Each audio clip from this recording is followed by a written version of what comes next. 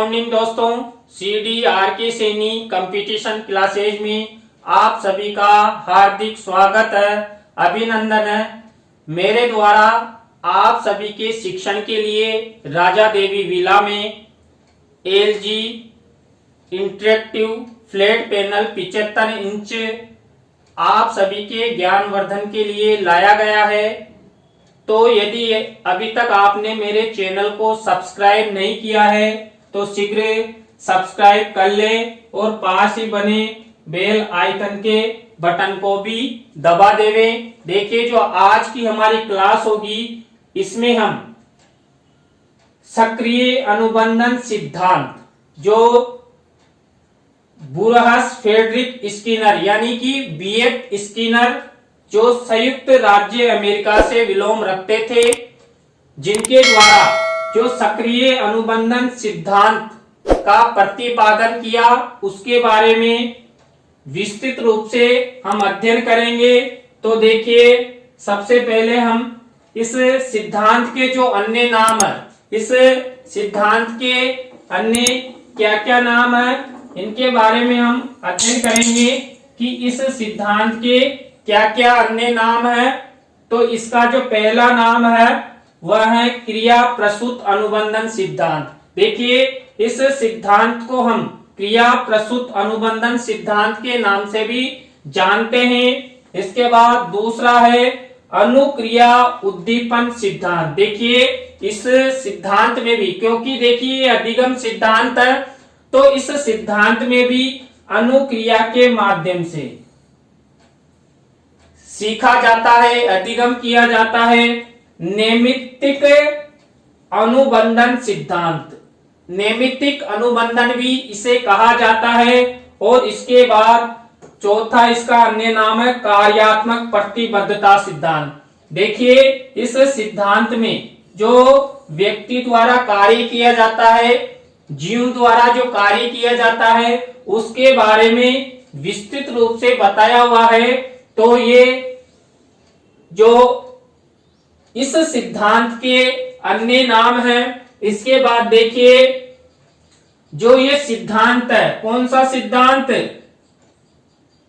सक्रिय अनुबंधन सिद्धांत। इस सिद्धांत का जो उल्लेख है वो हमें कहाँ मिलता है? तो देखिए, जो BF स्किनर थे, BF स्किनर की जो दो पुस्तक है, ये दो पुस्तकों के नाम नीचे दिए हुए हैं, द व्यवहार ऑफ ऑर्गेनिज्म और बाइंड फ्रीडम एंड डिजिग्निटी। तो इन दोनों पुस्तकों में इस सिद्धांत का उल्लेख किया गया है। इसके बाद देखिए, जो यह सिद्धांत है, कौन सा? सक्रिय अनुबंधन सिद्धांत। इस सिद्धांत की व्याख्या, इस सिद्धांत की व्याख्या में क्या कहा गया है, कुल मिलाकर इस सिद्धांत की क्या क्या विशेषताएं हैं, तो इसी के अंतर्गत पहली विशेषता है, इस सिद्धांत में व्यवहार या अनुक्रिया को अनुबंधित किया जाता है। देखिए, इस सिद्धांत में क्या किया जाता है, जो व्यवहार होता है, किसका? व्यक्ति का व्यवहार हो या अनुक्रिया हो, इन दोनों को अनुबंधित किया जाता है। देखिए, जो व्यक्ति होता है, जीव होता है, वो व्यवहार या अनुक्रिया के द्वारा ही अधिगम करता है। तो व्यवहार और अनुक्रिया के माध्यम से व्यक्ति या जीव को अनुबंधित करने से वो अधिगम शीघ्र करता है। इसके बाद देखिए, जो दूसरा है, वो दूसरा विशेषता है, इस सिद्धांत के माध्यम से अनुक्रियाओं पर बल दिया जाता है। देखिए, अनुक्रियाएं मतलब क्रियाएं। व्यक्ति जीवन में अनेक अनुक्रियाएं करता है और उन सब अनुक्रियाओं के माध्यम से क्या होता है? अधिगम होता है। अधिगम अच्छा होगा तो क्या होगा? वो जीवन में आगे बढ़ेगा। तो इस सिद्धांत के माध्यम से अनुक्रियाओं पर बल दिया जाता है, यानी कि अनुक्रियाओं पर बल देने से जो व्यक्ति होते हैं, जीव होते हैं, वो अच्छा अधिगम करते हैं। इसके बाद देखिए, इस सिद्धांत में लक्ष्य की प्राप्ति के लिए क्रिया मीन्स करने, हम कुछ भी जीवन में करते हैं उस क्रिया को विशेष महत्व दिया गया है। देखिए क्रिया के द्वारा भी क्या होता है, अधिगम होता है। क्रिया के द्वारा यदि अधिगम होता है, सीखा जाता है, तो हम अधिक से अधिक क्रिया करेंगे। तो इस सिद्धांत में भी क्रिया पर विशेष बल दिया गया है। इसके बाद देखिए व्यक्ति परिस्थितिवश, यहाँ ध्यान से समझना, ये आपकी परीक्षा में कई बार पूछा जा चुका है कि व्यक्ति अनुक्रियाएं जरूर करता है, यानी कि व्यक्ति अनुक्रिया कब करता है, परिस्थितिवश। देखिए जब व्यक्ति किसी परिस्थिति में फंस जाता है तो अपने आप उसका जो दिमाग है वो सक्रिय होता है और वो कुछ न कुछ अनुक्रिया करता है या क्रिया करता है, जिसके माध्यम से उसमें सूझ आती है, समझ आती है, अधिगम आता है। तो व्यक्ति परिस्थितिवश अनुक्रियाएं जरूर करता है और अनुक्रियाओं के माध्यम से वो सीखता है। इसके बाद देखिए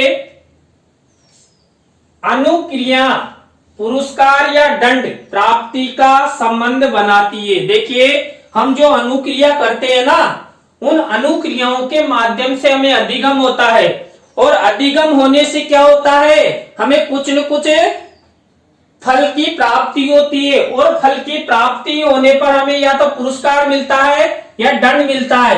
यदि देखिए हमने अच्छा अधिगम किया है तो हमें पुरस्कार मिलेगा, या हमने कोई ऐसा बुरा कार्य कर दिया है तो हमें क्या मिलेगा, दंड मिलेगा। तो इस सिद्धांत के माध्यम से क्या होता है, अनुक्रिया के माध्यम से पुरस्कार या दंड प्राप्ति का साधन बनती है। कौन है, अनुक्रियाएं। तो यहाँ पर एक प्रश्न ये भी बनता है कि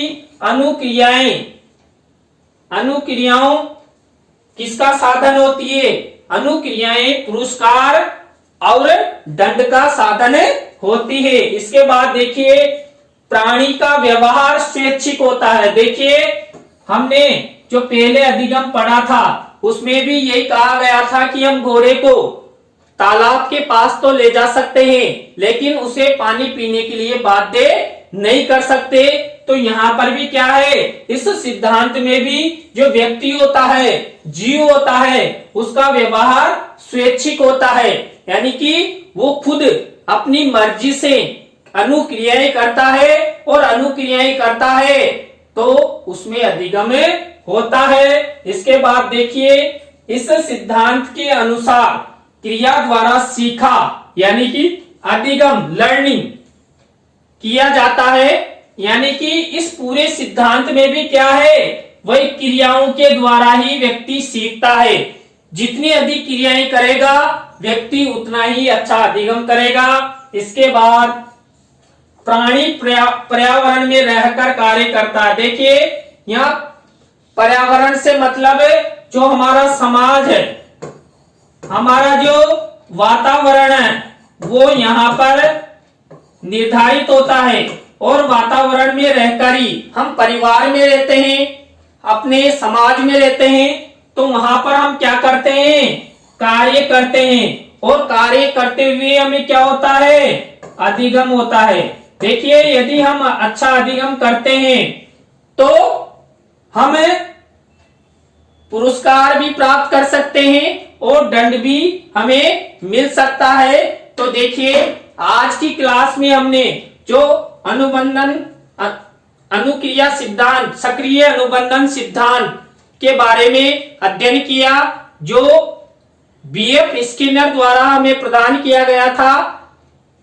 इसका जो नेक्स्ट वीडियो होगा इसमें हम सक्रिय अनुबंधन सिद्धांत के प्रयोग के बारे में अध्ययन करेंगे। आपको वीडियो कैसा लगा कमेंट्स में जरूर बताएं। नए टॉपिक के साथ हम आपसे फिर मिलेंगे। धन्यवाद।